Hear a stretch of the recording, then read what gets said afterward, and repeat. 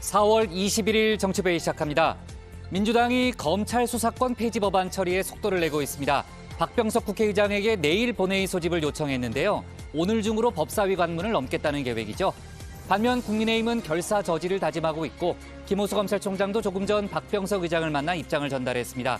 평검사에 이어 회의를 연 부장검사들은 책임 있는 자세를 보여달라며 사실상 검찰 지휘부의 사퇴를 촉구했습니다. 검수완박 법안에 반대해 민주당을 당혹해 한 무소속 양양자 의원이 이번엔 민주당 측과의 대화 내용을 폭로했습니다. 법안을 처리하지 않으면 문재인 청와대 사람 20명이 감옥 갈 수 있다고 했다는 건데요. 복당도 약속받았지만 양심에 따라 반대하기로 한 거라고 했습니다. 민영배 의원의 기획 탈당을 놓고선 오늘 조홍천, 이소영, 김병욱 의원 등 민주당 내에서 비판이 이어졌습니다. 민주당이 송영길 전 대표와 박주민 의원의 지방선거 컷오프를 없던 일로 했습니다. 내일까지 후보를 더 받아 100% 국민 경선으로 치르겠다는 건데요. 이틀간 계파 갈등이 여과없이 드러나면서 당내 혼란은 여전합니다. 송 전 대표는 원팀을 만들어 반드시 승리하겠다는 입장을 밝혔는데 이재명 고문을 끌어들인 송 전 대표를 비판하는 목소리도 쏟아졌습니다. 오늘 준비한 소식 많습니다. 들어가서 본격적으로 정치부의 문을 열겠습니다.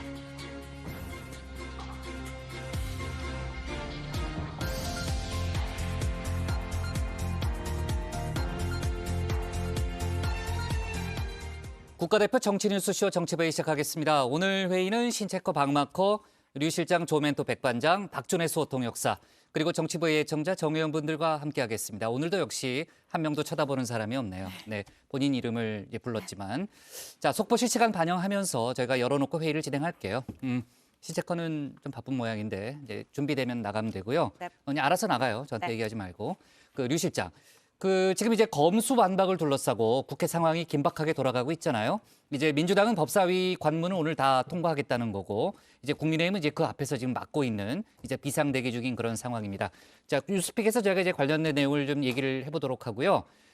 좀 다른 얘기를 좀 해볼게요. 어제 윤석열 당선인이 한 예능 프로그램에 출연했잖아요. 지금 논란이 뜨겁다면서요? 네, 그렇습니다. 윤석열 당선인이 출연한 이 TVN의 프로그램 유퀴즈 온 더 블럭이 어제 방송이 됐는데요. 이 길 위에서 만나는 우리네 이웃의 삶이라는 이 프로그램의 취지와 맞지 않다는 항의가 쏟아졌습니다. 게다가 제작진이 문재인 대통령의 출연 요청은 프로그램의 성격과 맞지 않다면서 거부했다는 주장까지 나오면서 진실 공방까지 벌어지는 모양새입니다. 탁현민 비서관이 글을 올렸죠? 네. 네, 그러니까 윤 당선인의 출연보다 CJ 측의 거짓말이 더 큰 문제다 이런 지적을 했는데 당시에 이제 오갔던 문자 메시지도 갖고 있다고 했다면서요? 네, 그렇습니다. 언제 요청이 있었는지 작년 4월이었다 이렇게 시점까지 이제 이야기를. 이따가 상황실에서 얘기할 거죠. 네. 그럼 이따가 얘기해 봅시다. 네. 자, 지금 국민의당 권은희 원내대표가 검수완박 법안에 찬성 입장을 보이고 있잖아요. 오늘 이준석 국민의힘 대표와 신경전이 오갔다는 거죠? 네, 그렇습니다. 두 사람의 관계도 이제 만만치는 않은 상황인데요. 이준석 대표는 검수완박 의견을 대표할 입장이 아니니 당장 탈당하고 합당에도 참여하지 말라고 했습니다. 자진 탈당을 하면 이제 권 의원은 비례대표라서 의원직을 잃게 되는 상황인데요. 그렇죠. 제명이 돼야 되는 거죠. 예, 제명이 돼야 되는 그런 상황이고 이제 요청을 해놓은 상태인데 권은희 원내대표는 이준석 대표야말로 가만히 있으라면서 국민의당은 각자 전문 분야를 존중하는 분위기라고 말을 했습니다. 글쎄요. 안철수 인수위원장, 안철수 국민의당 대표의 입장이 궁금해지는데 관련 속보가 더 들어오면 저희가 추가로 얘기를 해보겠습니다. 자, 오늘도 뉴스가 많은 하루인데요. 서둘러 가도록 하겠습니다. 신혜원의 뉴스픽 5부터 오늘의 정치부회의 출발하겠습니다.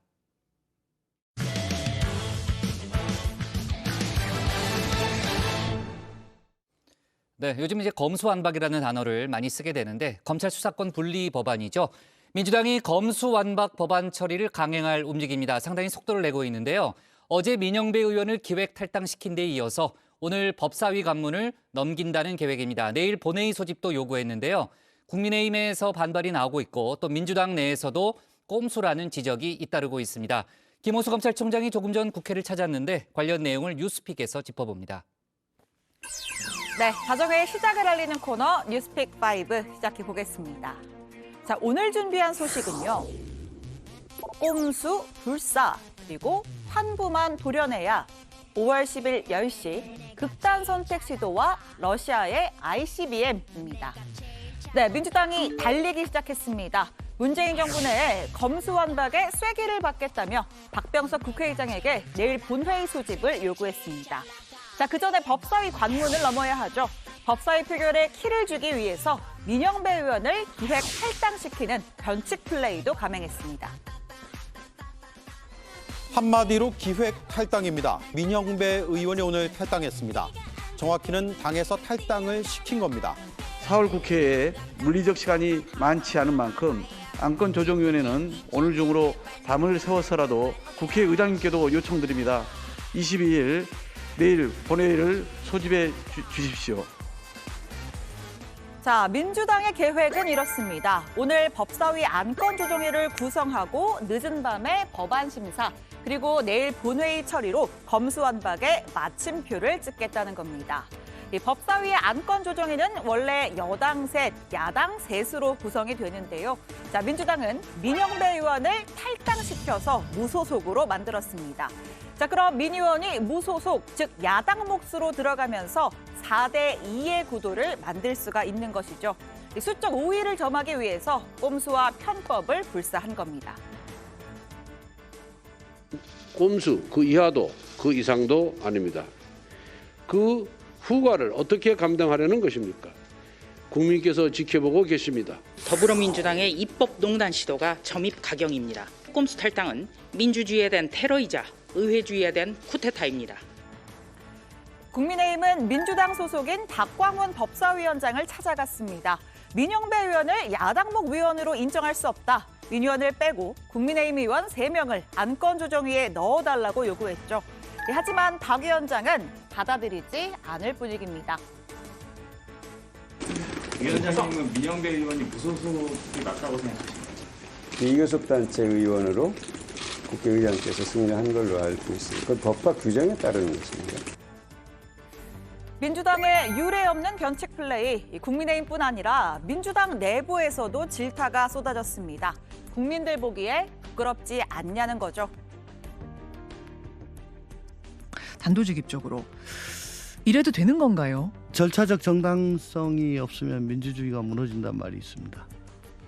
예. 좀 두렵습니다, 사실. 국민들의 시선이.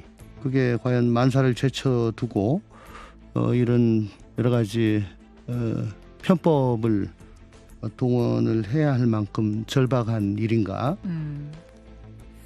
앞서 민주당은 민영배 의원이 아니라 민주당 출신인 양향자 의원을 무소속 의원 몫으로 배정하려고 했었습니다. 그런데 양 의원이 자신의 정치 인생을 걸고 양심 선언을 하고 나섰죠. 저는 문재인 대통령의 영입 인사로 누구보다 문 대통령의 성공을 바라는 사람입니다. 저는 양심에 따라 이번 법안을 따르지 않겠습니다. 선량한 국민들이 고통받지 않을지 저는 자신이 없습니다.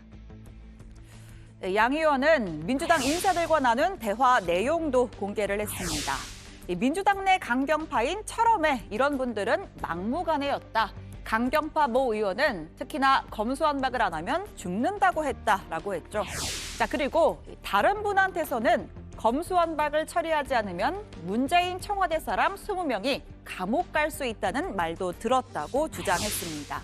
자, 또 본인 대신 법사위 안건조정위에 들어갈 민영배 의원에 대해선 이렇게 말했는데요. 자, 국회의원을 탈당시키는 발상에 경악했다. 정말 상상도 못했던 일로 민 의원은 법사위에 새로 들어와 닥치고 검수완박만 외쳤다라는 겁니다. 자, 가장 중요한 건 민심일 겁니다. 엠브레인 퍼블릭 등 4개 여론조사 기관이 공동 조사했는데요. 검수완박 찬성은 39%, 반대는 50%로 반대가 11%포인트 높게 나왔습니다. 질문을 조금 더 좁혀봤습니다. 검수완박 입법을 4월 내에 처리해야 하느냐라고 묻자 반대 의견이 65%까지 올라갔습니다. 검수완박의 입법 취지에 동의하는 사람 중에서도 4월 처리는 무리다, 속도 조절이 필요하다는 기류가 있는 겁니다. 자, 만약 민주당이 법사위 처리를 강행하면 국민의힘은 본회의에서 이 필리버스터, 무제한 토론을 하겠다는 입장이죠. 이 필리버스터를 끝내려면 180표가 필요한데 현재 민주당이 확보한 건 179표입니다. 이 한석의 소수정당 조정훈 시대전환 대표가 캐스팅 보트를 주게 됐는데요. 조 대표는 오히려 민주당이 괴물이 돼가고 있다고 지적했습니다. 입법 독재거든요. 스스로 저는 586 이후의 세대로서 민주화를 이룬 선배들을 우상처럼 생각했는데 지금은 그 우상들이 괴물이 되어가는 게 아닌지 하는 생각을 합니다. 왜 이렇게 민주주의를 원칙을 이렇게 자꾸 뒤흔드시는지 모르겠습니다. 자, 두 번째 픽으로 바로 가보겠습니다. 환부만 도려내야인데요. 검수완박에 조직적인 반대 입장을 표한 검찰 역시 검찰개혁의 필요성에는 공감한다고 했습니다. 국민들의 신뢰를 회복하기 위해 노력하겠다고 했는데요. 전국의 평검사 207명이 머리를 맞댄 데 이어서 이번엔 69명의 전국 부장검사들이 집결했습니다. 그동안 수사의 공정성과 정치적 중립성에 있어 국민의 신뢰를 온전히 얻지 못했던 점에 대해서도 깊이 반성합니다. 수사 개시에서 종결까지 국민의 감시를 받는 방안을 검토해 대검에 건의하겠습니다. 네, 이 반성한다는 표현 처음 듣는 것 같습니다. 자, 이어서 민주당이 추진하는 검수완박법안 범죄방지법이고 박탈되는 건 검찰의 수사권이 아니라 국민의 기본권이라고 성토했습니다. 법안을 저지하기 위해 김호수 검찰총장과 고위 간부들이 책임 있는 자세를 보여야 한다고도 촉구했죠. 사실상 검찰 지휘부의 총사퇴를 요구한 것으로 해석됩니다. 새벽 4시가 넘도록 회의를 하고 또 의견을 모은 것으로 알고 있고요. 장시간 토론하고 논의해서 내린 결정이니만큼 그 정도 무게를 갖고 저도 살펴보도록 하겠습니다. 검찰의 자체 개혁 방안, 또 대안, 또 국회에 하고 싶은 제안 등에 대해서 구체화하고 있습니다. 김호수 총장은 이틀 만에 다시 국회로 갔습니다. 여야 중재의 키를 쥔 박병석 국회의장을 만나서 검수완박의 부당성을 거듭 호소했습니다. 결국 피해를 보는 것은 국민들이다라는 1차 수사에 본인들이 다 하소연하거나 또 제대로 말하지 못한 부분이 있으면 당연히 2차 수사기관인 검찰에 와서 다른 이야기도 해야 되는 것이고 지금 체제 민주당이 안대로 가면 피해를 입은 국민들의 피해 회복도 지연되고 범죄자들의 처벌도 지연되는 그런 여러 가지 문제점이 있다는 말씀을 드렸고요. 이 대안도 제시했습니다. 검수완박 대신에 수사의 공정성과 인권 보호를 위한 특별법 제정해달라고 했습니다. 현재 검사가 자체 인권보호 규칙을 어기면 징계 대상이 되는데 특별법을 통해서 아예 형사처벌까지 가능하도록 만들자는 겁니다. 더 나아가 검찰 자체적으로 활용하고 있는 수사심의위원회를 좀 더 강화해서 미국이나 이런 나라에 실시하는 것처럼 국민이 참여하는 대배심처럼 운영하는 것은 어떤가 하는 의견도 드렸습니다. 그리고 검찰 자체적으로 더 반성하고 노력해서 이런 가운데 박범계 법무부 장관은 전국 고검장들과 만났습니다. 문 대통령이 김호수 총장을 만났듯 자신도 고검장들을 만나 의견을 듣겠다는 건데요. 평검사 회의와 부장검사 회의를 통해서 검사들이 수사의 공정성에 대한 의지는 물론이고 그를 위한 제도적 장치를 마련하겠다라는 의지도 있다고 평가합니다. 아직까지는 국회의 시간입니다. 하지만 법안이 본회의 문턱을 넘고 나면 그때는 다시 대통령의 시간이 되죠. 앞서 문 대통령은 김호수 총장을 만나 이 검찰에는 성찰, 민주당엔 속도 조절을 주문했는데 민주당은 오히려 더 속도를 내고 있습니다. 국민의힘은 문 대통령에게 법안 거부권을 행사해야 한다고 압박하고 있고요. 문 대통령의 고심도 더욱 깊어질 것으로 보입니다. 며칠 전에 대통령께서 말씀을 하셨는데요. 국회에 대해서는 국회의 시간이니 합리적으로 조정을 잘 하시라라는 원론적 당부의 말씀이 있는 것 같습니다. 다만 이러저러한 해석들을 하는 것은 결국 자신들이 처해 있는 시각에서만 바라보기 때문에. 네, 다음 픽 가볼까요? 세 번째는 5월 10일 10시입니다. 네, 새 대통령이 취임하면 집무실은 용산으로, 청와대는 국민에게 돌아갑니다. 자, 얼마 전 인수위 홈페이지에 올라온 내용인데요. 인수위판 무엇이든 물어보세요도 열었습니다. 자, 먼저 질문, 청와대 언제 개방하나요? 5월 10일 화요일 전면 개방한다고 냈습니다. 자, 두 번째, 누구나 들어갈 수 있나요? 신분증은요? 네, 남녀노소 그리고 외국인 누구나 올 수 있고요. 이 신분증은 필요 없고 검문 검색도 없다고 합니다. 네, 5월 10일 0시 임기 시작과 함께 청와대를 개방하겠다고 했죠. 하지만 0시는 좀 무리고 개방 시간을 오전 7시부터 오후 7시까지로 잡았습니다. 다만 5월 10일 첫날만 취임식 직후인 오전 10시에 문을 연다고 합니다. 관람 인원은 하루 한 팀당 최대 6,500명씩 하루에 최대 3만 9천 명이 청와대를 둘러보게 할 수 있게 할 방침이고요. 예약은 인터넷을 통해서 할 수 있다고 합니다. 자, 네 번째 픽은 극단 선택 시도입니다. 대장동 개발 의혹의 핵심 인물이죠. 유동규 전 성남도시개발공사 본부장이 어제 구치소에서 극단적인 선택을 시도했습니다. 많은 양의 수면제를 먹고 응급실로 이송됐다가 다시 구치소로 복귀했는데요. 건강에는 이상이 없다고 합니다. 자, 그제 법원은 유 전 본부장에게 6개월간의 추가 구속영장을 발부했습니다. 주거지 압수수색 직전에 사실혼 관계인 여성에게 자신의 휴대전화를 버리라고 지시하는 등 증거 인멸의 우려가 있다는 겁니다. 변호인 측은 유 전 본부장이 가족들에게 오랜 기간 피해를 주느니 세상을 떠나고 싶었다고 한다고 전했습니다. 자, 마지막 픽입니다. 러시아의 ICBM인데요. 자, 러시아가 신형 대륙간 탄도미사일 ICBM 시험 발사에 성공했습니다. 이름은 사르맛입니다. 탑재되는 핵탄두의 위력이 히로시마에 떨어졌던 원자폭탄의 무려 2,000배에 달하는 것으로 평가됩니다. 최대 사거리가 18,000km에 달하고 한 발로 프랑스 전체를 초토화시킬 수 있는 수준입니다. надежно обеспечит безопасность России от внешних угроз и заставит задуматься тех, кто в пылу оголтелой агрессивной риторики пытается угрожать нашей стране. 한마디로 서방 세계를 향해서 경고 메시지를 보낸 겁니다. 우크라이나 전쟁 2달째, 지난 2월 푸틴 대통령은 핵무기 운용부대 경계태세를 강화했습니다. 그 후에 러시아가 핵무기를 사용할 수 있다는 우려가 계속 나오고 있습니다. 자, 목요일의 뉴스픽은 여기까지입니다. 들어가서 원픽 꼽죠. 뉴스픽 5였습니다. 네. 자, 민주당이 검수완박에 대해서 검수완박 법안 처리를 위해서 속도전을 펼치고 있습니다. 아까 이제 양영자 의원의 언론 인터뷰에서도 그런 대목이 있던데요. 그 일부 내용은 아까 이제 소개를 했고요. 민주당이 이번에 못하면 앞으로는 뭐 이 법안 처리가 힘들다라는 이제 그런 얘기를 많이 했다고 하는데 그런 문제의식을 또 민주당이 갖고 있죠. 그래서 이번에 반드시 법안을 통과시키겠다는 그런 입장입니다.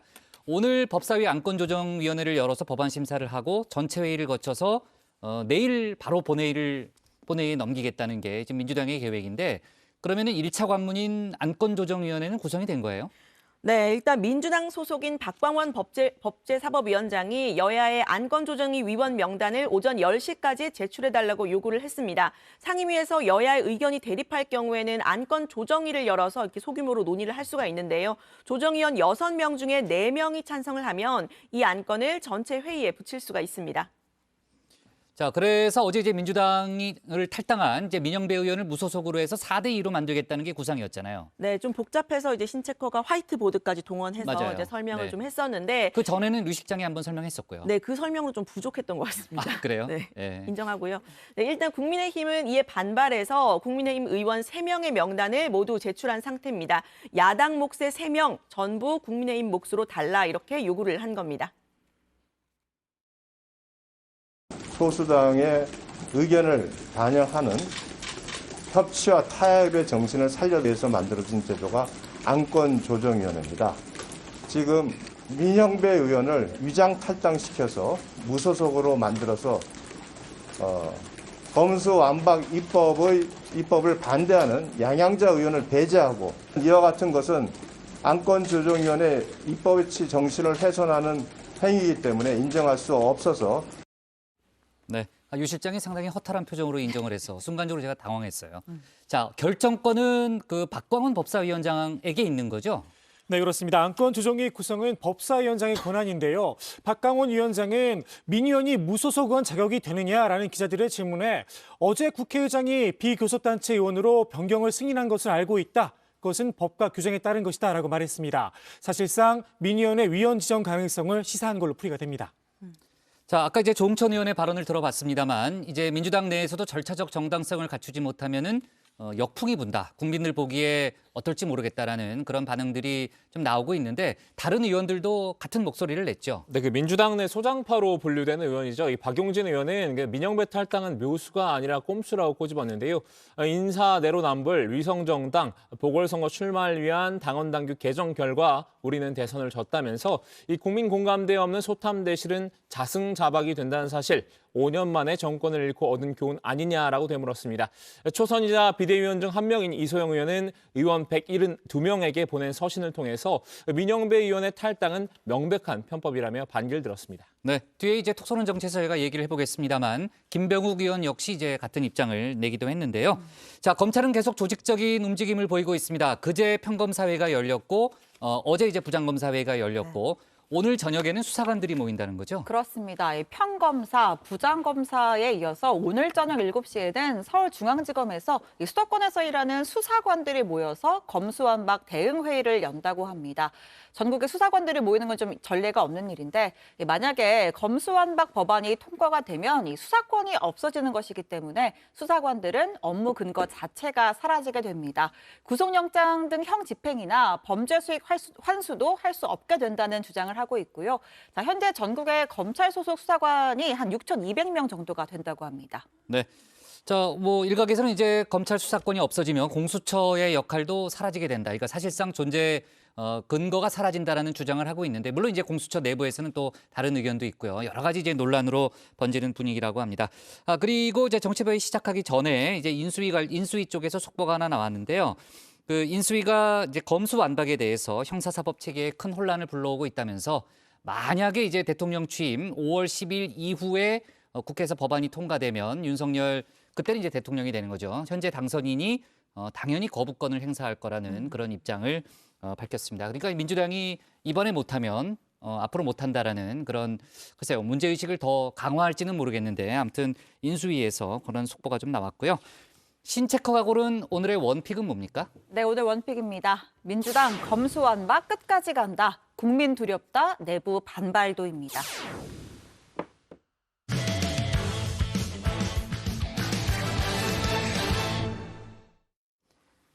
윤석열 대통령 당선인이 어제 한 예능 프로그램에 출연했죠. 방송 전부터 시청자 게시판엔 예능이 정치화한다는 비판글이 줄을 이었는데요.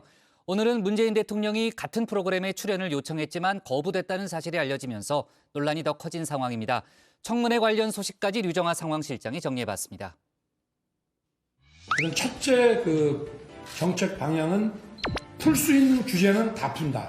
이 새만금과 이 전라북도를 기업들이 아주 바글바글거리는 그리고 누구나 와서 마음껏 돈 벌 수 있는 그런 지역으로 한번 만들어 보십시다. 네, 윤석열 대통령 당선인 어제 호남을 찾아서 규제 완화를 전면에 내세웠죠. 국민연금공단과 또 산업단지 등을 찾아서 투자 유치, 지역 경제 발전에 강조했습니다. 오늘은요, 전남 광양제철소 그리고 경남 진주와 마산의 시장, 창원의 산업단지를 방문하는 일정인데요. 오늘도 역시 방점은 경제와 민생에 찍었습니다. 시민들을 직접 만나기도 했는데 윤 당선인 측은 지방 순회 일정, 선거 기간 이 당선 후에 다시 찾아뵙겠다 했던 약속을 지키는 차원이라고 이제 설명을 했는데요. 민주당에서는 한 달여 앞으로 다가온 지방선거를 의식한 행보 아니냐 비판했습니다. 윤석열 대통령 당선인과 인수위가 민생 회복을 챙기는 모습은 볼 수 없습니다. 그 대신 지방 순회를 하면서 선거 개입만, 지방선거 개입 논란만 붙이고 있습니다. 네, 그런데 정작 가장 화제가 됐던 윤 당선인의 어제 일정, TV 프로그램 유퀴즈 온 더 블럭의 출연이었습니다. 당선인 신분으로 TV 예능 프로그램에 출연한 건 최초인데요. 윤 당선인은 이 자리에서 대통령이란 자리의 무게감에 대해서 토로했습니다. 모든 책임은 여기서 끝난다라는 미국 트루먼 대통령의 문구를 인용하기도 했는데요. 선거 때만 해도 크게 저는 긴장 안 하고 잠도 잘 자고 했거든요. 근데 이게 뭐 당선되고 나서부터는 막 이렇게 숙면이 잘 안 옵니다. 그래서 이 대통령이라는 자리가 저는 고독한 자리라고 생각합니다. 네, 예능 프로그램이니까 가벼운 이야기들도 했죠. 녹화 전날에 4끼 모두 면식을 했다는 얘기부터 이 민초 아이스크림 먹방 같은 음식 얘기까지 이어졌습니다. 검사 시절에 회식 장소를 섭외하는 밥총무 역할을 도맡아 했다면서 꿀팁을 전수하기도 했는데요. 윤석열이 네가 밥총무 지갑이 따로 있어요. 따로 있어요. 자기 지갑하고 이렇게 분리 회계로. 예. 보통 이제 검사들은 10만 원, 그리고 부부장은 20만 원, 부장은 30만 원 이렇게 내서 딱 넣어가지고 예산에 맞게 또 너무 뭐 고깃집만 다니면 금방 없어지니까 이렇게 싸면서 맛있고. 그런데 이 방송 공개가 되기 전부터 논란이 있었습니다. 시청자 게시판에는 9천 건 이상의 폭발적인 댓글이 달렸는데요. 윤 당선인의 출연, 일반인들이 줄여 출연한다는 이 프로그램의 취지에 맞지가 않고 또 예능의 정치화가 우려된다, 이런 이유였습니다. 여기에 유퀴즈의 제작진이 지난해 문재인 대통령의 출연을 거부했던 사실이 알려지면서 논란이 됐는데요. 대통령도 언젠지는 모르겠는데 타진한 적이 있다고 알아요. 유퀴즈. 그러니까 퇴임 전에 한번 그렇게 예능 출연 한번 하자. 그걸 고르다가 근데 유퀴즈 쪽에서 정치인 출연은 거절합니다라고 답변한 걸로 저는 알고 있어요. 네, 문 대통령은 안 되고 윤 당선인은 되는 거냐, 이런 문제 제기인 건데요. 관련 기사를 좀 살펴봤더니 그 이유로 CJ E&M의 대표이사의 이력을 꼽았습니다. 대표이사가 검사 출신이자 윤 당선인의 서울대 법학과 후배라는 사실과 무관하지 않다, 이런 해석이 담겨 있었던 건데요. 여기에 CJ E&M 측은 문 대통령 측의 출연 요청이 없었다, 이런 반박도 했다고 합니다. 그런데 탁현민 청와대 의전 비서관이 CJ의 거짓말이라고 하면서 논란은 진실게임 양상이 됐습니다. 지난해 4월 그 이전에 출연을 요청을 했었고 관련 통화와 메시지 기록까지 남아있다고 한 겁니다. 제작진은 숙고 끝에 CJ 전략지원팀을 통해 프로그램 성격과 맞지 않다라는 요지로 거절 의사를 밝혀왔고 제작진의 의사를 존중해 더 이상 요청하지 않았다. 다만 바라는 것은 어떠한 외압도 없었길 바라며 앞으로도 오로지 제작진의 판단만을 제작의 원칙으로 삼길 바랄 뿐이다. 네, 예능 프로그램 출연을 놓고도 이 신구 권력이 신경전을 벌이고 있는 모습이라고 할까요? 정치인들의 예능 출연 자체만 놓고 보면 사실 최근엔 드문 일이 아닙니다. 정치인 출연에 거리를 둔다고 했던 유퀴즈에는 이 국민의힘 김혜지 의원, 또 민주당의 표창원 전 의원도 출연을 한 적이 있고요. 지난 대선 때는 윤석열 당시 후보를 비롯해서 이재명, 안철수, 또 홍준표, 이낙연, 심상정 후보 모두 이 SNL 주기자가 간다 인터뷰를 한 적이 있었죠. 방송인 홍진경 씨의 공부왕 찐 천재 유튜브에도 차례로 출연을 했었습니다. 대통령 신분으로 예능 프로그램에 출연한 사람도 있었는데요. 바로 노무현 전 대통령입니다. 특유의 소탈한 매력을 발산했었습니다. 저 말고도 또 실물이 좀 괜찮은 사람은 누가 있습니까? 한번 봐주십시오. 그건 이제 죄송합니다. 찾기 힘드신 것 같습니다. 근데 실물이 좋다 이 말을 많이 저도 들었어요. 네, 공교롭게도요. 당시 진행자 중 한 사람 방송인 유재석 씨라는 점이 눈에 띄는데요. 2003년과 2022년의 시간차만큼이나 대통령 혹은 대통령 당선인을 대하는 태도도 달라진 듯합니다. 시청자들의 시선 역시 달라진 듯한데요. 저도 사실은 여사님 바로 이렇게 옆에 자리를 하게 돼서 사실 너무 영광입니다. 그리고 아까 저도 청심환을 먹었는데요. 약효가 다한 모양입니다. 그래서 뭐 저희들은 뭐 사실 또 한편으로는 뭐 솔직히 얘기 드리면 또 부담스럽기도 하고 뭐 여러 가지가 그렇죠. 또 저희들 입장에서는 좀 그렇습니다. 그럼 제가 안 나올 걸 그랬나요? 근데 우리만 웃었어요, 왜? 우리 스태프분들 왜 안 웃으시지? 전체적으로. 네, 일각에서는 정치인, 권력자가 이 예능을 이용하는 것 아니냐, 이런 시선도 있지만요. 당선인 신분으로서 국민과의 소통을 넓히려는 시도다, 이런 의견도 있습니다. 정 회원님들의 의견은 어떠신지 지금 유튜브 댓글로 남겨주시면 잠시 후에 저희 다정회의 밥총무 신혜원 체커가 소개를 해드리도록 하겠습니다. 많은 댓글 부탁드리고요. 관련 소식 들어가서 이야기를 해보도록 하고요. 청문 전국으로 한번 가보겠습니다. 논란이 가장 뜨거운 사람은 정호영 보건복지부 후보자입니다. 오늘도 국민의힘 내부에서부터 자진 사퇴를 고민할 수 있는 시간을 줘야 한다, 이런 주장이 나왔습니다. 소위 아빠 찬스 논란을 문제 삼은 건데요.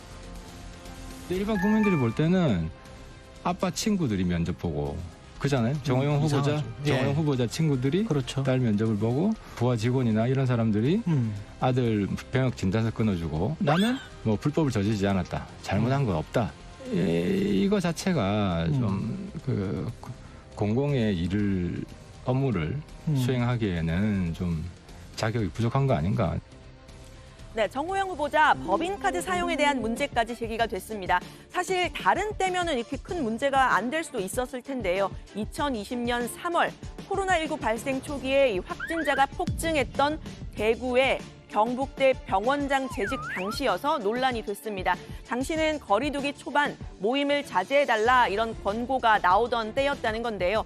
정 후보자는 당시 전국 최초로 생활치료센터와 드라이브 스루 검사를 도입하는 등 코로나 대응을 주도한 점이 이번에 장관 후보자의 발탁 이유로 꼽혔습니다.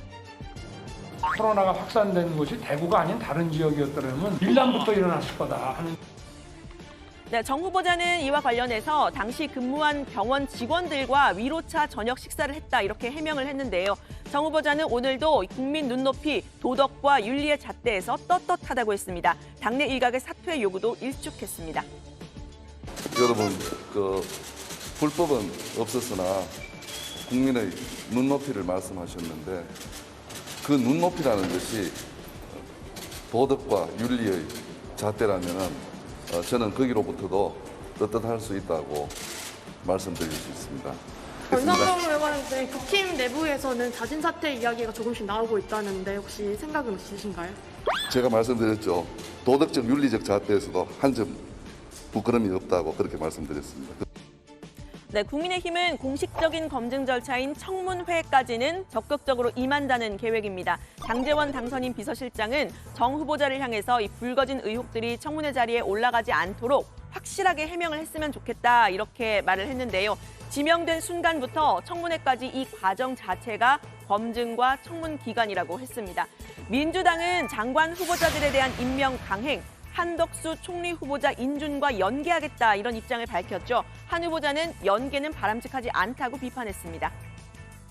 저는 그 후보들에 대한 문제는 결국 현재 언론 검증과 인사청문회 검증이 남아있기 때문에 그런 쪽을 통해서 충분히 검증을 하는 것이 옳고, 그러한 검증 간의 어떤 하나의 연계라든지 이런 것들은 우리 의회 정치에 좀 좋고 우리가 나가야 할 방향은 아니지 않나. 네, 민주당이 지목한 낙마 리스트는요. 정호영, 한동훈 장관 후보자, 그리고 한덕수 총리 후보자입니다. 여기에 가려져 있었던 부적절한 후보자들도 있다, 이렇게 전선을 좀 넓히는 그런 모양새인데요. 아들이 불법 도박 사이트 회사를 설립하고 근무한 의혹을 받는 박진 외교부 장관 후보자, 그리고 역시 윤 당선인의 고등학교 대학교 동창인 이상민 행정안전부 장관 후보자입니다. 직접 들어보시죠. 불법 도박 사이트를 운영하는 그 회사의 상당히 고위직 그리고 뭐 초기 설립 멤버라고 하고요. 또 박진 후보자 측의 해명이 거짓으로 드러났거든요. 박진 후보자가 지명되기 된 후에도 그 회사에 근무했거든요. 그러다 갑자기 그만뒀단 말입니다. 아들이. 아무 이상이 없으면 왜 갑자기 그만둡니까? 하지만 이 후보자 역시 위장 전입, 자녀들의 취업과 인턴 아빠 찬스, 모친 주택을 통한 탈세 의혹 등이 터져 나오고 있습니다.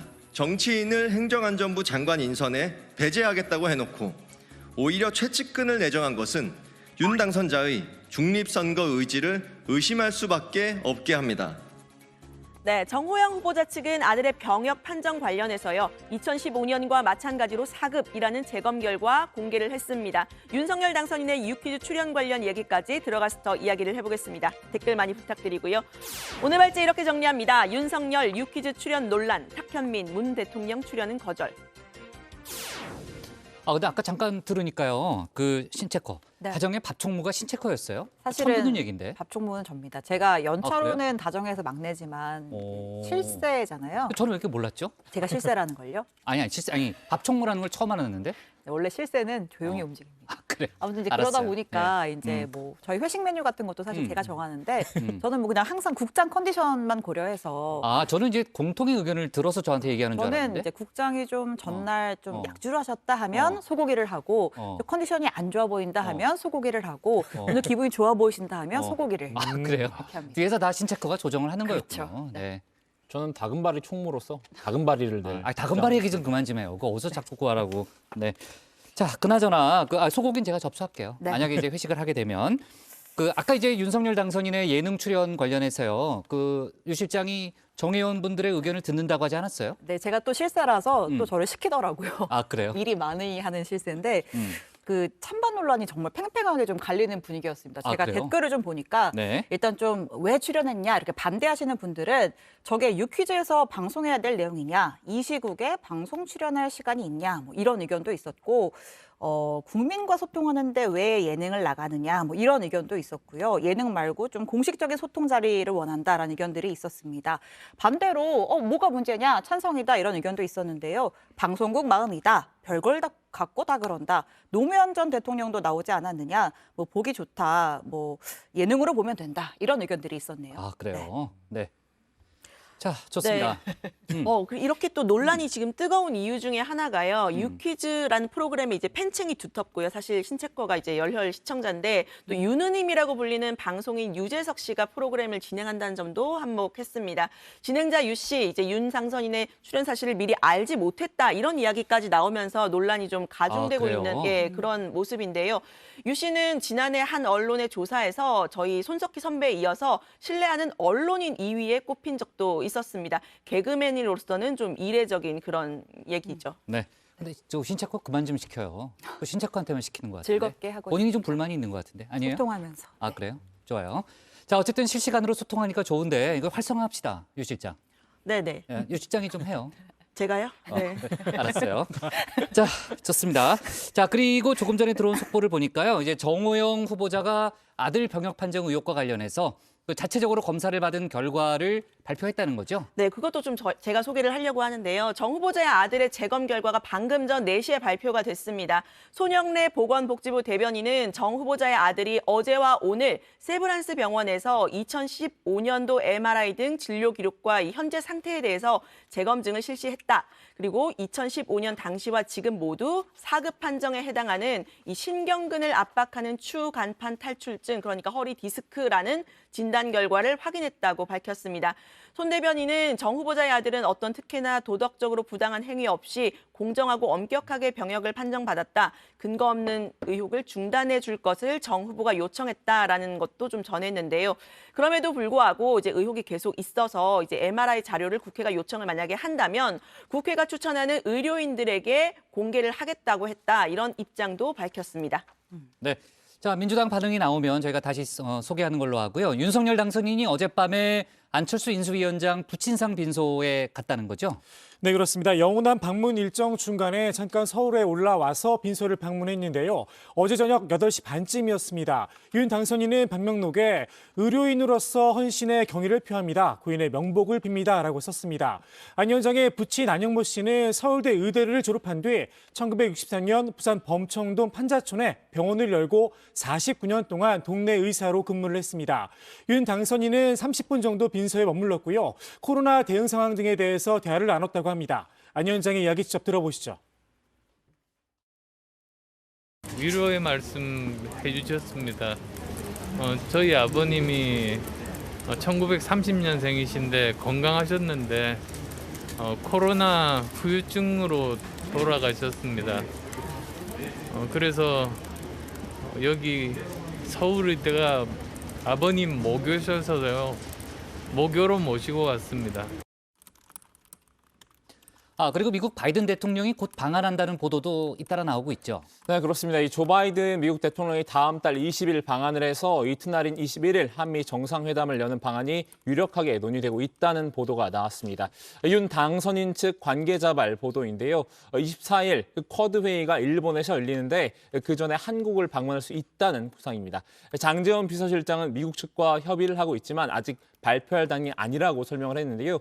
백악관은 조만간 관련 일정을 공개할 수 있을 것이라고 밝혔습니다. 네.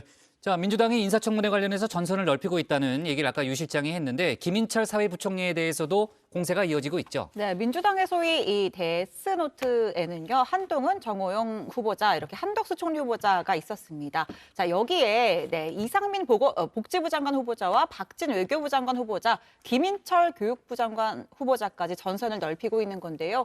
김인철 후보자는 한국외대 총장 출신입니다. 2018년 총장과의 대화에서 이 과거 성폭력 교수를 옹호하는 탄원서에 참여했다는 의혹에 답하는 과정에서 이 거짓 해명이 불거졌습니다. 거짓 해명 의혹이 불거졌습니다. 당시에 교무처장이 아니라 정치행정언론대학원 학장을 맡았기 때문에 탄원서에 참여하지 않았다는 취지로 답변을 한 건데요. 자, 이를 두고 민주당 강득구 의원은 당시에 김 후보자는 교무처장을 맡고 있었다고 반박을 한 겁니다. 네, 김 후보자는 총장 시절 학생들에게 갑질을 했다는 의혹도 불거진 바가 있죠. 이번엔 김 후보자의 딸이 유명 장학재단의 지원을 받아서 미국 유학을 다녀왔는데 당시 김 후보자가 이 재단의 동문회장이었다는 점이 드러났습니다. 또다시 아빠 찬스 논란이 불거진 겁니다. 자신에 대한 소송 취하를 전제로 교내 시설물 설치를 약속했다거나 학교 기숙사 관리 운영 권한을 자신이 주주로 있는 회사에 양도하여 셀프 특혜를 준 것이 그렇습니다. 김 후보자가 한국 풀브라이트 동문 회장일 때 자녀가 경쟁률 높기로 유명한 풀브라이트 장학 프로그램에 합격해 2년간 장학 혜택을 받아 논란이 되고 있습니다. 국장, 제가 잠깐 직함을 조금 혼동에 있었는데요. 네. 정호영 보건복지부 장관 후보자고 네. 이상민 행안부 장관 후보자인데 네. 이상민 복지부 장관 후보자라고 말을 잘못했습니다. 그래요? 근데 왜 아무도 몰랐지? 좀 얘기 좀 들어요, 회의할 제가 때. 복합했을까요? 다른 사람 얘기를 좀 들으라니까요. 네, 좋습니다. 저도 못 들었어요. 네. 자, 그리고 한동훈 법무장관 후보자 관련해서는요. 이제 한 후보자의 배우자가 과거 자동차 구매 과정에서 비용을 아끼려고 서울에서 경기도로 위장 전입한 사실이 드러났는데요. 한 후보자 측은 경위를 불문하고 세세하게 챙기지 못한 후보자의 불찰이라는 그런 입장을 밝히기도 했습니다. 자, 좋습니다. 오늘 발제 이렇게 정리하겠습니다. 윤석열 유퀴즈 출연 논란, 탁현민 문 대통령 출연은 거절로 제목을 잡겠습니다.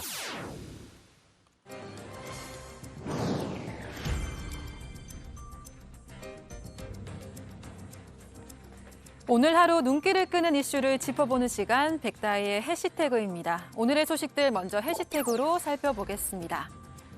네, 이 중에서 첫 번째 해시태그는 시위 재개입니다. 전국 장애인 차별철폐연대의 출근길 지하철 탑승 시위가 22일 만에 재개됐습니다.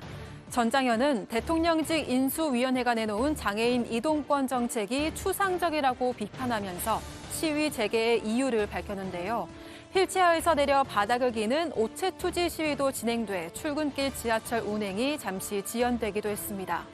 국민의힘 이준석 대표는 시민의 출근을 볼모로 잡았다며 시위 중단을 촉구했는데요. 이번 시위에는 2호선도 추가됐는데 이 대표의 발언이 영향을 끼친 것으로 보입니다. 앞서 이 대표는 순환선 2호선은 후폭풍이 두려워서 못 건드린다며 전장현의 시위를 비판한 바 있습니다. 네, 다음 소식은 자영업자 킬러입니다. 먹거리 엑스파일로 유명한 이영돈 PD가 더불어민주당 윤호중 비상대책위원장과 원희룡 국토교통부 장관 후보자를 고소했습니다. 두 사람이 자신을 가짜뉴스의 대명사로 만들었다며 허위사실 유포에 의한 명예훼손을 주장했습니다. 이 PD는 지난해 대선 과정에서 국민의힘 대권주자였던 홍준표 의원의 캠프에 영입됐지만 비판 여론이 불거지자 영입 발표 3시간 만에 보류된 바 있습니다. 당시 윤 비대위원장은 먹거리 엑스파일을 언급하며 이 PD가 자영업자를 죽였다고 말했는데요. 원 후보자도 이 PD를 자영업자 킬러라고 지칭한 바 있습니다. 네, 마지막 소식 보겠습니다. 네, 치킨 연금. 쇼트트랙 금메달리스트 최민정, 황대현 선수가 만 60세까지 매일 3만 원어치의 치킨을 무료로 먹을 수 있게 됐습니다. 이른바 치킨 연금은 윤홍근 대한빙상경기연맹 회장의 약속에서 비롯됐는데요. 윤 회장은 국내 치킨 프랜차이즈 기업의 회장이기도 하죠. 치킨 연금은 두 선수를 포함해서 베이징 동계올림픽에 출전했던 선수 19명에게 주어졌습니다. 치킨이 일종의 포상금이 된 건데요. 치킨의 지급 주기와 시기는 올림픽 연금처럼 메달 색에 따라서 차이를 뒀습니다. 지금까지 백다희의 해시태그였습니다. 네, 백반장 수고 많았고요. 다음은 조익신 멘토의 톡 쏘는 정치로 갑니다.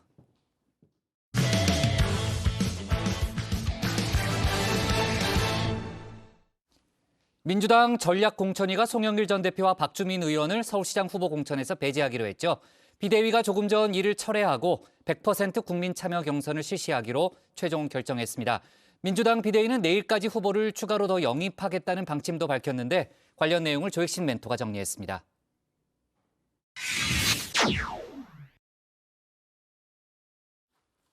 서울시장 공천 문제를 놓고 내용에 빠졌던 민주당. 송영길 전 대표와 박주민 의원을 공천에서 배제할지를 놓고 갑론을박이 벌어졌죠. 당 비대위가 고심 끝에 최종 결론을 내렸습니다. 송 전 대표와 박 의원을 포함해서 100% 국민 경선을 실시하기로 한 겁니다. 송영길 전 대표의 어떤 대선 패배 책임 내지는 또 기타 어제 개파 발언 등등에 대해서 이런 지적은 있었습니다만 여러 현실적인 여건을 감안해서 좀 더 후보군을 넓혀서 하는 것이 더 경쟁력이 있겠다라는 판단하에 의견을 그렇게 모았다는 점 말씀드립니다.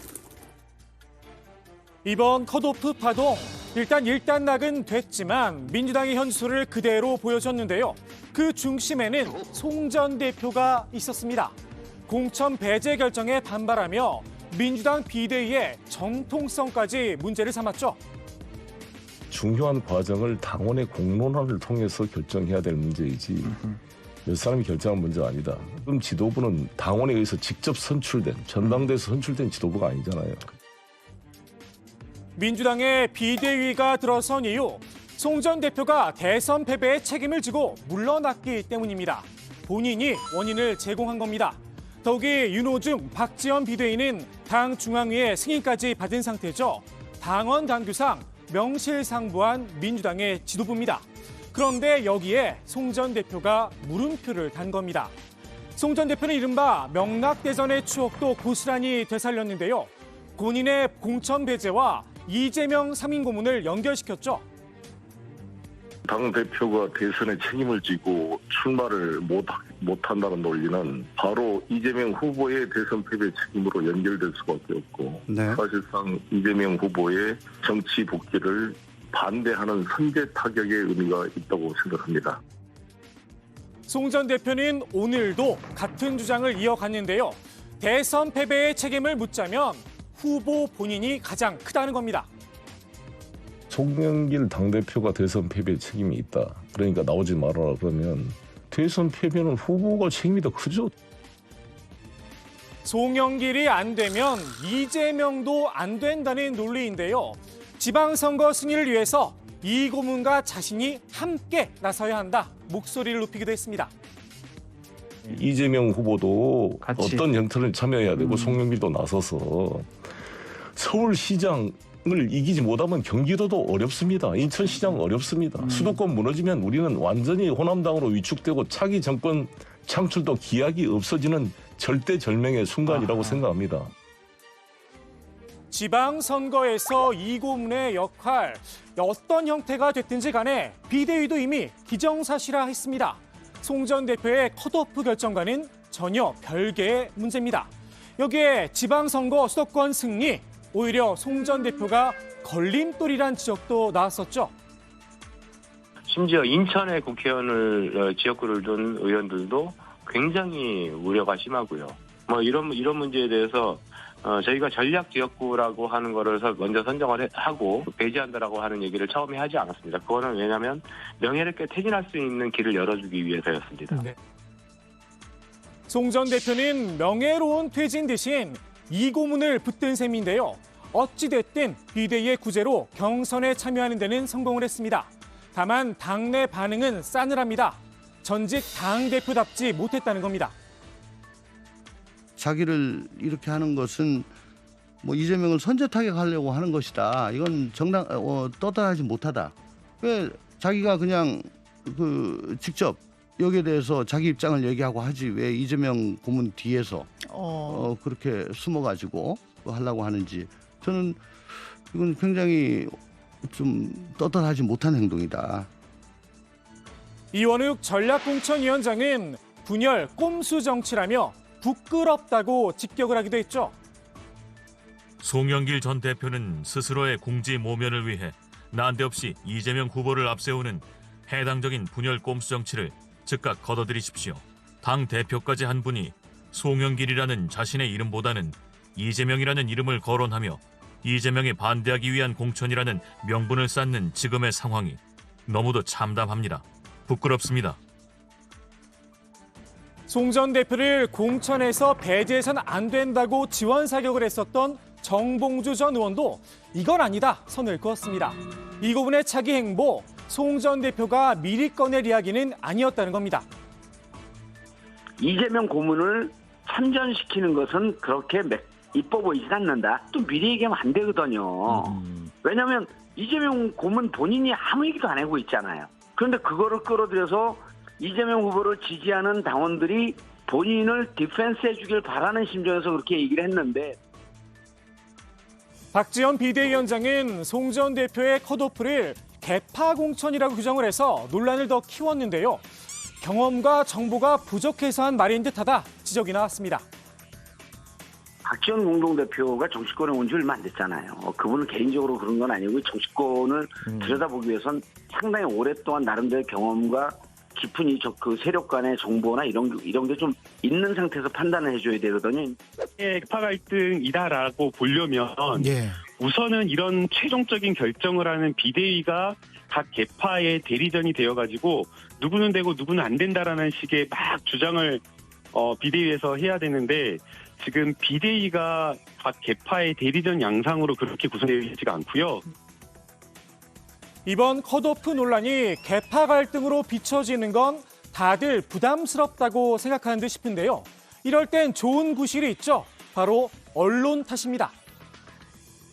일각에서는 개파 갈등으로 보는 것 같은데 좀 과도한 규정인 것 같습니다. 예, 과도하다. 네. 그러면 그 이야기는 송영길 대표도 과도하게 이재명 고문을 거론하고 있다라는 뜻으로 해석을 해도 되는 거죠.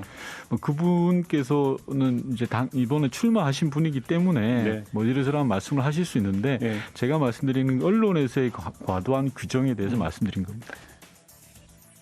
이번 사태가 커진 이유, 비대위가 서울시장 후보로 올릴 히든카드를 내놓지 못했기 때문이기도 한데요. 특별한 어떤 히든카드가 있냐 또 그런 것도 물어보면 또 그것도 아니라는 거거든요. 그래서 저 납득하기 어렵습니다. 카드가 있기는 한데 물음표가 붙어 있다는 이야기도 나옵니다. 가닥이 잡혔습니까? 안 잡혔습니까? 없는 상황에서 이렇게까지 했다라고 하면 그건 좀 심각한 문제가 있겠죠. 그러면 다만 사실상 대안에 대해서 모든 사람들이 동의가 가능한 부분이냐에 대해서는 좀 미지수인 부분이 있습니다. 정말 필승 후보라면 경선에 내보내지 못할 이유가 없는 게 아니냐 지적도 있습니다. 비대위에서 이분이 정말 서울시장 될 후보와 자격이 있다라고 하면 경선에서 다 그분들이 이깁니다. 그분들이 경선에서 떨어질 걸 두려워서 그분을 그 단독 후보로 냈다? 그 당원들을 너무 무시하는 거죠. 결국 비대위는 내일까지 추가로 후보를 더 영입을 해서 적정 인원을 경선에 붙이기로 했죠. 민주당 비대위가 준비한 히든카드, 과연 누구일지 사뭇 궁금합니다. 설마 이런 평가를 받는 건 아니겠죠? 오늘의 톡손 한마디 이렇게 정리합니다. 소문난 잔치에 먹을 것 없다? 네, 내일까지 이제 추가로 이제 경선 후보를 받기로 했으니까 또 관련된 여러 가지 이름이 나올 걸로 예상이 됩니다. 송영길 전 대표가 컷오프 위기에서 구제가 됐는데 관련해서 입장을 내놨죠, 박마커. 네, 송영길 전 대표는 이번 비대위 결정에 환영한다라는 입장을 밝혔는데요. 경선을 통해 원팀 민주당을 만들어 반드시 서울시장 선거에서 승리하겠다면서 그동안 힘을 모아주신 모든 분들의 마음을 깊이 간직하겠다, 감사하다고 말했습니다. 자, 송 전 대표가 이제 경선에 참여할 수 있게 됐지만 민주당 일각에서는 컷오프 조치가 옳았다, 이런 주장도 있다는 거죠? 네, 그렇습니다. 86세대로서 정계 은퇴를 선언했던 최재성 전 청와대 정무수석입니다. 송영길 전 대표의 공천 배제에 대해서 비로소 책임 있는 정당의 출발선에 다시 서게 된 그런 조치였다, 이렇게 평가를 했었는데요. 대선에서 패배한 민주당, 또 송영길 대표 스스로가 한 말에 대한 정당의 책임을 비로소 실행한 출발선의 의미였다는 겁니다. 자, 그러면 어떻게 되는 거예요? 그러니까 경선에 입후보한 후보들이 전부 서울시장 경선을 치르는 거예요? 예, 앞서 이 민주당 서울시장 후보 공모에는요, 이 송영길 전 대표, 박주민 의원, 김진애 정봉주 전 의원, 김송일 전 전남 행정부지사, 김주영 변호사 이렇게 6명이 신청을 했습니다. 여기에 민주당 비대위가 내일까지 후보를 추가 영입하겠다고 했으니까 적어도 후보군이 6명 플러스 알파가 되는 건데요. 자, 이들을 다 모두 경선에 참여시키기는 어렵다는 게 비대위 측 입장입니다. 구체적인 방법은 정해져 있지 않지만 적정한 인원을 추려서 경선하겠다는 방침입니다. 네. 자, 역시 이제 관심은 비대위가 접촉할 추가 후보군 아니겠습니까? 구체적인 이름이 좀 나오는 게 있어요. 네, 그 서울시장 경선에 역시 출사표를 던졌죠. 정봉주 전 의원은 3명을 유력한 후보군으로 꼽았는데요. 정 전 의원의 말 직접 들어보시죠. 당연 노력을 저는 뭐 부정하거나 배척하고 싶지 않고요. 예. 열심히 찾아보라고 하세요. 그리고 본인들의 생각에 새로운 인물이, 국민들이 보기엔 새로운 인물이 아닐 수도 있고요. 이를테면은 이제 그 이모 씨 있고요. 그다음에 박모 씨 있고요. 강모 씨 있고요. 이모, 박모, 강모 씨, 국장욱 씨 누군지 대충 감이 좀 오시나요? 아, 저한테 물어본 예. 거예요? 테스트하는 거예요? 그렇죠. 네. 보통 이런 거 응하면 안 되는데 제가 성격이 좋아서 얘기를 할게요. 그러니까 이낙연 상임고문, 박영선 전 장관, 강경화 전 장관 얘기하는 거 아니에요? 국장이 아시는 걸 보니까 새로운 인물은 좀 아닌 것 같습니다. 그래요? 일단 알았어요. 네, 네. 이낙연 고문은 본인이 출마하지 않겠다는 뜻이 강한 만큼 일단 출마 가능성은 낮다는 분석이고요.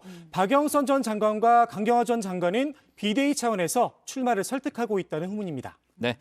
자, 좋습니다. 이제 당내에서는 경쟁력 관련해서 물음표가 나오는 그런 분위기도 있다는 거죠? 네, 그렇습니다. 특히 이번에 이 컷오프 위기를 겪었던 이 송영길 전 대표가 본인과 경쟁력에서 큰 차이가 없다라고 주장을 했었죠. 민주당 비대위가 전략공천 대신 경선을 택한 이유라는 분석도 나옵니다.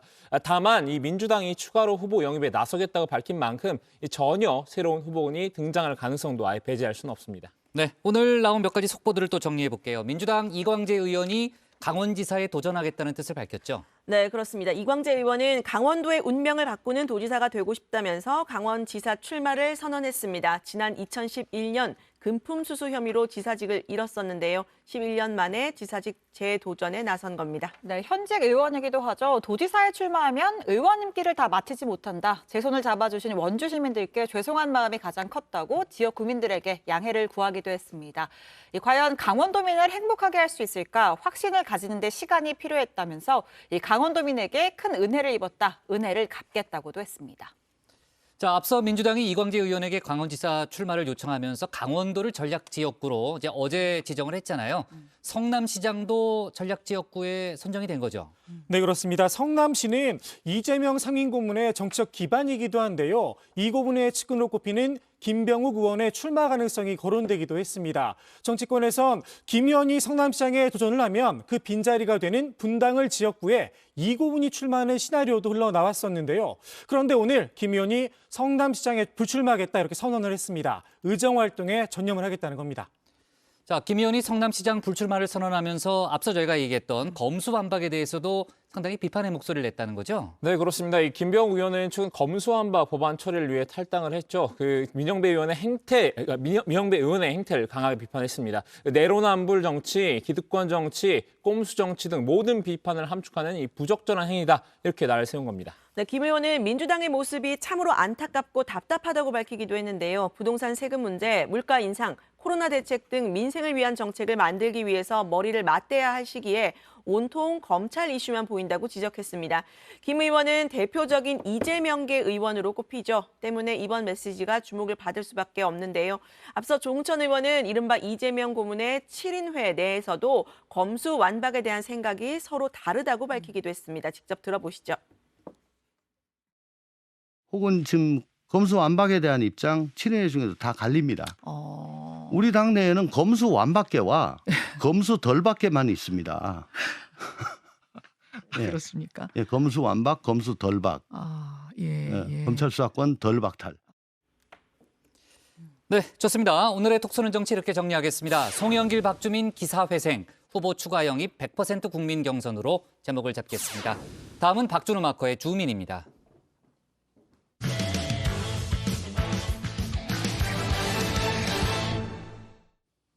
이번엔 국민의힘 소식 짚어보겠습니다. 경기지사 최종 후보가 내일 발표되죠. 김은혜 의원과 유승민 전 의원이 경선 마지막 날인 오늘까지 지지를 호소하면서 치열한 경쟁을 벌였는데요. 관련 내용을 주민에서 짚어봅니다.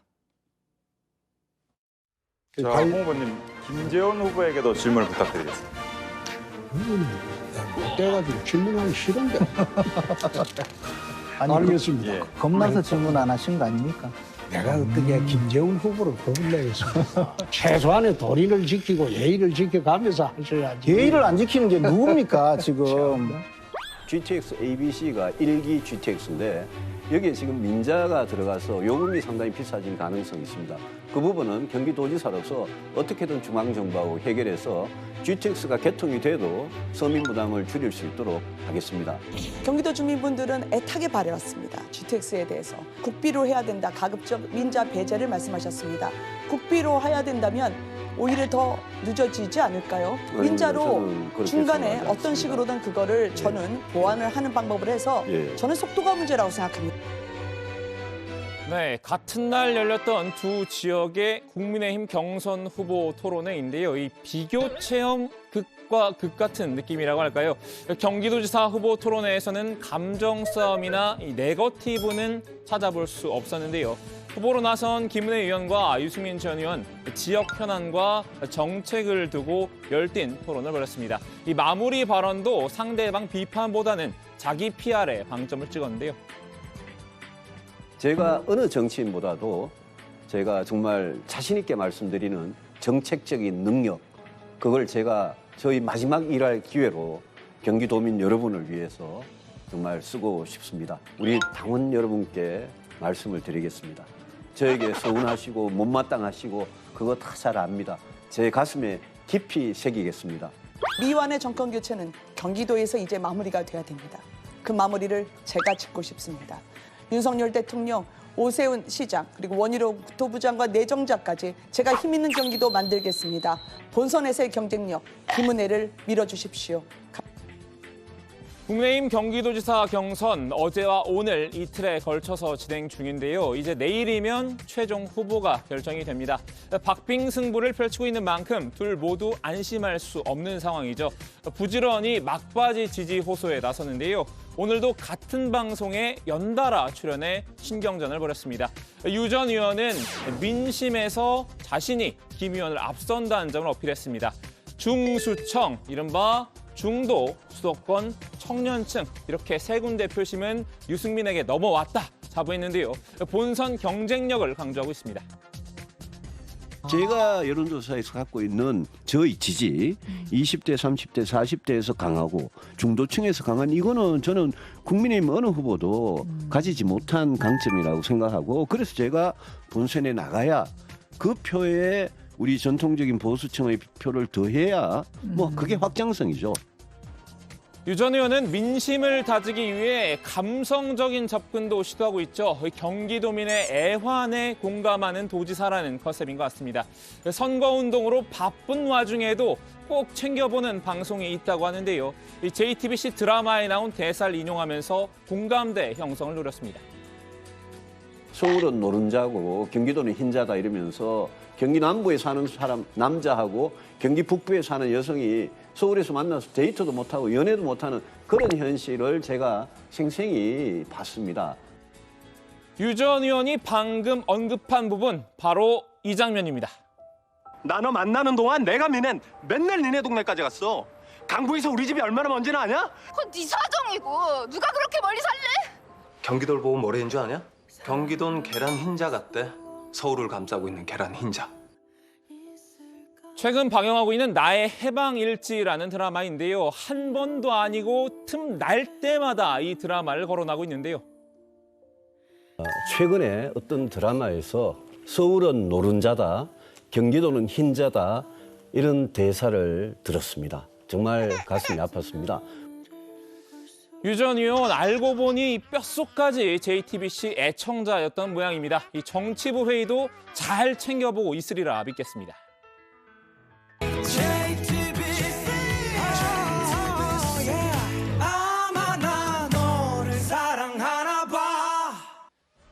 자, 반대로 김 의원은 민심보다 당심에서 우위에 있다는 평가를 받고 있죠. 윤석열 당선인의 입으로서 윤심을 잡았기 때문인데요. 이른바 윤원오 트리오와 환상의 호흡을 강점으로 내세우고 있습니다.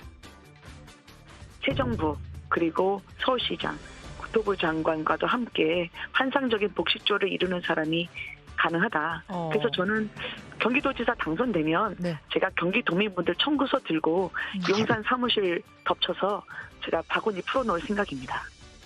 김 의원, 당심도 당심이지만 민심 읽기에도 능하다고 목소리를 높였는데요. 그러면서 은근슬쩍 유승민 전 의원에게 견제구도 뿌렸습니다. 그래서 연구원이나 아니면 금융위원장을 뽑는 선거가 아니라고 말씀을 드리고 싶습니다. 보통 이제 경제를 하셨던 분들은 숫자를 굉장히 잘 읽으시잖아요. 그런데 저는 감히 숫자를 넘어서 그 숫자에 새겨져 있는 민심을 또 국민들의 사연을 읽어내는데 훈련받은 사람이라고 말씀을 드리고 싶어요. 네거티브를 삼가하던 유 전 의원도 어제는 김 의원에게 톡 쏘는 한마디를 던졌는데요. 제가 무슨 나이가 중요하다, 무슨 선수가 중요하다 이런 말씀이 아니라 경기도의 문제를 해결하기 위해서 정말 문제 해결 능력 그런 게 국회의원 2년 만에 그게 과연 생기는 거냐. 저는 그 질문을 드리고 싶어요. 정책 역량은 하루아침에 길러진 게 아니라는 지적이죠. 여기에 김 의원을 지지한 당협위원장들에게도 경고 메시지를 날렸는데요. 윤심을 보고 줄을 섰다면 잘못 선 거라고 지적했습니다. 지금 많은 당협위원장님들께서 헷갈려가지고 지금 잘못 줄을 서서 계시는데 그게요 이렇습니다. 윤심이 만약 그렇다면 그러면 윤심이 그런 민심이 아닌 거냐. 그 제가 당선이라면 당연히 경기도의사의 민심에서 앞서는 후보, 본선에서 이길 후보를 원하지. 윤심은 민심이고. 결국 윤심도 민심을 따라올 수밖에 없다. 그러니까 지금이라도 자신에게 줄 선 게 맞다. 이런 얘기를 하고 싶었던 것 같은데요. 네, 채찍을 썼으면 당근도 써야겠죠. 이 부족한 당심을 채우기 위한 유 전 의원의 당근. 이 아빠 찬스가 아니라 딸 찬스였습니다. 유 전 의원에게 국민 장인이란 별칭을 선사해준 딸 유담 씨가 재등판한 건데요. 지난 17일 기초광역의회 의원을 대상으로 국민의힘 공직후보자 기초자격시험 이 PPAT가 치러졌죠. 유 씨는 일산 고사장으로 출동해서 당원들에게 유 전 의원의 지지를 호소했습니다. 안녕하세요. 유승민 예비후보 딸 유담입니다. 본선에서 이길 수 있는 후보, 저희 아버지 유승민 후보 많은 지지 부탁드립니다. 아빠 파이팅! 유 씨는 시험을 마치고 귀가하는 예비 후보들에게 고생이 많았다면서 연신 고개를 숙였는데요. 유 전 의원의 딸 찬스 전략이 먹혀 들어간 걸까요? 일부 예비 후보들은 유 씨에게 기념사진을 청하기도 했습니다. 유승민 안 사람들입니다. 수고 많으셨습니다.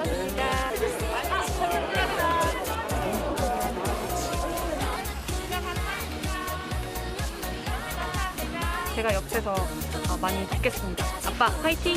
파이팅! 파이팅!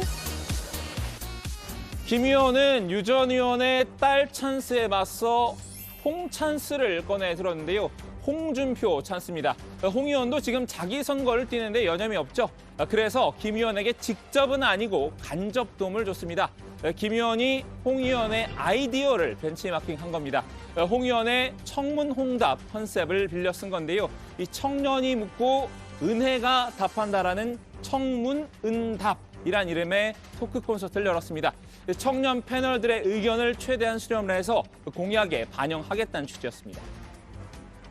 스쿨존이 유난히 더 많아서 조금만 가다 보면 30km, 조금만 가다 보면 30km인 구간이 되게 많습니다. 이런 심야 시간대, 중량교 시간이 끝난 후에 일시적으로 좀 속도 제한을 좀 풀어주시는 건 어떻게 생각하시는지 궁금해서 질문드립니다. 저도 그 새벽에 어디 차를 몰고 가다가 갑자기 띡 밟고 아무도 없고 아무도 지나가지 않는데 30을 유지해야 된다는 게 굉장히 힘들었던 때가 있었거든요. 이거는 좋은 의견이신 것 같아요. 제가 앞으로 공약을 발표할 때 주민분들과 그리고 많은 학교 관계자들의 의견을 참고해서 건설적으로 한번 해보도록 하겠습니다. 이렇게 치열하게 경쟁을 벌이고 있지만 그래도 두 사람이 한마음일 때가 있습니다. 바로 민주당 후보 가운데 선두를 달리고 있는 김동연 전 부총리를 공격할 텐데요. 지금 그동안의 부동산 실정, 소득주도 성장에 국민들에 대한 고통을 부여했던 것, 임대차 3법 다 막을 수 있는 위치에 있었던 분이 김동연 후보셨습니다. 당시 외교면 부총리 때는 그것을 막지 못하고 이제와 정치를 앞두고 반성문을 쓰시는 걸까요? 김 의원은 김 전 부총리가 현 정부의 실패한 경제 정책을 이끌었던 책임자라는 점을 꼬집었는데요. 유 전 의원은 한층 더 강한 어조로 김 전 부총리를 비판했습니다. 김동연 전 부총리는 문재인 정부의 실패한 경제정책의 책임자입니다. 한국 경제를 망친 분이 경기도 경제를 어떻게 살리겠습니까? 김동연 전 부총리가 제가 보기에는 소신 없이 영혼 없이 시키는 대로 해가지고 출세한 대표적인 분 아니냐. 자, 오늘은 국민의힘 경기지사 경선 소식을 집중적으로 알아봤는데요. 과연 내일 웃게 될 후보는 누구일까요? 오늘 주민 한마디 정리합니다. 당심 노린 유승민은 딸 찬스, 청년 노린 김은혜는 홍 찬스. 네. 자, 내일 국민의힘 경기지사 최종 후보가 결정이 되고요. 강원도지사 관련해서 이제 오늘부터 경선이 시작됐습니다. 어제 TV토론이 열렸는데 후보 간의 신경전이 뜨거웠죠. 네, 김진태, 황상무 두 후보 모두 강점을 강조하면서 지지 호소했습니다. 김진태 전 의원은 강원도민만 바라보고 가겠다, 선거에 임하는 자세를 풀어냈고요. 황상무 전 앵커는 새로운 시대, 새로운 인물을 내세우면서 적임자임을 자신했습니다. 특히 강원도지사는 국회의원이나 낙선한 정치인이 가는 자리가 아니라 새로운 시대를 열어갈 새 인물 황상무가 맡겠다라면서 김진태 전 의원을 우회 저격하기도 했습니다.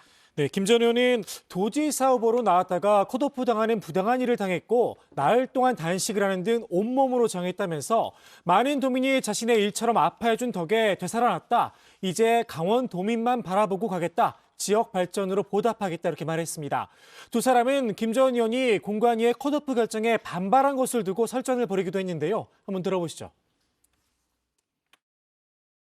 이번에 당에서 김 후보를 컷오프 시킨 이유가 그런 극단적인 발언 때문에 국민 통합에 저해된다. 따라서 좀 자숙 기간을 가져라, 숙려 기간을 가져라 이렇게 해서 권유를 한 것인데 그러면 자, 김 후보께 묻겠습니다. 숙려 기간 필요 없다고 생각하시는 겁니까? 저는 그게 너무 부당하다고 생각해서 또 항의를 했던 거고 또 다시 당에서 다시 경선을 하라고 결정을 했던 거고.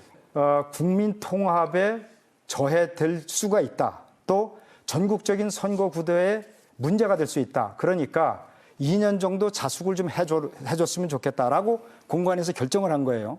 그런데 그걸 무시했다는 것은 내 선거를 위해서 우리 당 전체 선거라든가 또는 국민 통합과는 관련이 없다. 즉 선공 후사의 정신과는 거리가 먼 거 아닙니까? 알겠습니다. 내 선거를 위해서. 야, 김진태 문제 있으니까 컷오프. 그래서 혼자 그렇게 공천 받아서 그래서 가시면 그 공관위의 결정이 그게 마음이 편하시겠습니까? 대승적인 황 전 앵커는 김 전 의원의 과거 발언을 두고 잇따라 공격을 퍼부었는데요. 5.18 민주화운동 폄훼 발언에 대해 사과를 하지 않다가 공관위 요청에 갑자기 했다. 소신을 바꾼 것이냐 이렇게 따져 물었습니다. 김 전 의원은 그동안 잘못 생각한 것에 대해서 사과를 한 것이고 북한군이 5.18에 참여했다는 생각은 처음부터 한 적이 없다 이렇게 밝혔습니다. 신채거, 지금 이제 강원 지역 그 여론 판세는 어떻게 나와요? 네, 리얼미터가 오마이뉴스 의뢰로 지난 19일부터 20일 이틀간 실시한 결과를 좀 보겠습니다. 국민의힘 후보군만 봤을 때 적합도 조사에서 김진태 38.8, 황상무 29.9%로 나왔습니다. 자, 민주당과 국민의힘 양자 대결을 좀 보면요. 김진태 46.6, 이광재 37.3%로 나타났습니다. 반면에 황상무 전 앵커와 이제 붙었을 때는 이광재 의원과 가상 대결을 했을 때 38%가 나와서 39.1%를 얻은 이광재 의원의 오차범위 안에서 좀 뒤지는 것으로 조사가 됐습니다. 네, 좋습니다. 오늘 정치부에는 여기까지 하겠습니다. 저희는 내일 오후 4시 40분에 다시 찾아뵙겠습니다. 자, 검소 한박은 잘 챙겨요. 네. 밥총무? 다금바리.